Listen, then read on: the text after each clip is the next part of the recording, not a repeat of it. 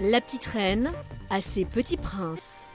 26 enfants de 8 à 11 ans qui en 6 jours vont avaler en VTT 120 km, 2000 mètres de dénivelé de Bibracte à Alésia.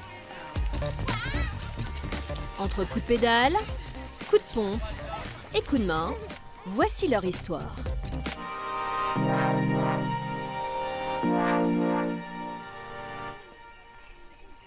Vous allez prendre vos casques et vos mitaines ?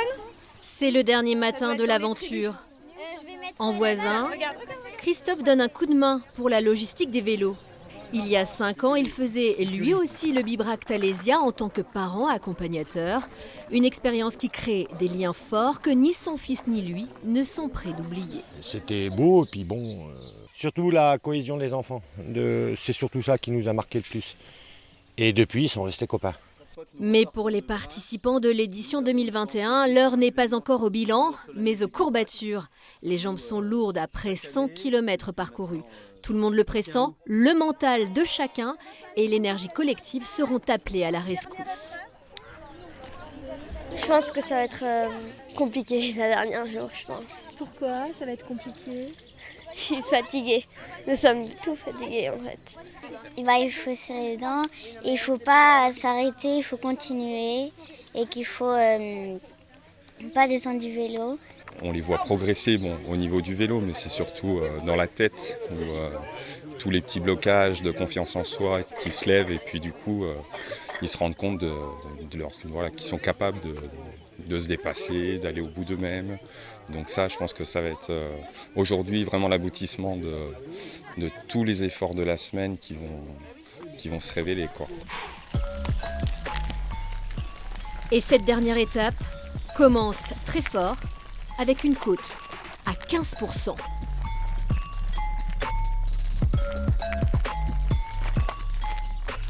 Quand Christian et Jean-Marc nous disent « ça va monter », là des fois on s'inquiète un peu. C'est bien, ils sont courageux parce qu'il y a un sacré circuit. Tout à fait. C'est pas tout plat. À mesure que les kilomètres défilent, l'Aussois se montre de moins en moins tendre avec les jeunes mollets. C'est bien, Léline.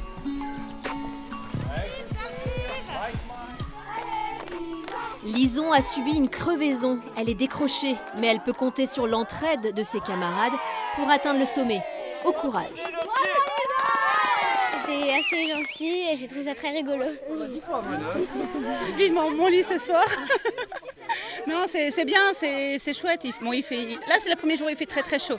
Et cette montée, elle n'était pas évidente. Donc non, mais c'est content. Je suis contente.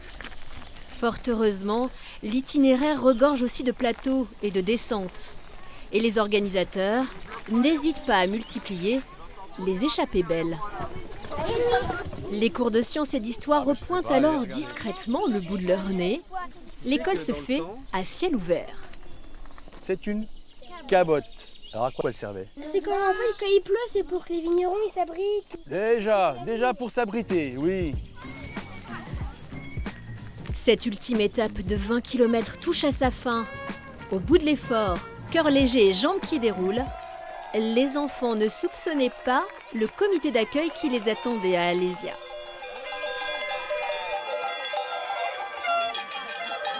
Au début, je ne savais pas trop faire du vélo, j'avais un peu peur des cailloux, mais maintenant ça va beaucoup mieux, quoi.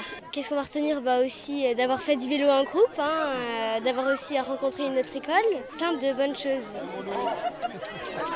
Je vais plus le lâcher. C'est bien, bravo.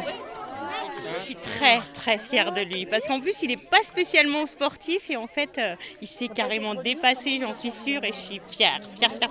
Je suis hyper fière de tous ces enfants qui ont été très courageux, très solidaires. C'est une très très jolie réussite. On va se mettre pour la photo. On se met pour la photo. Voilà.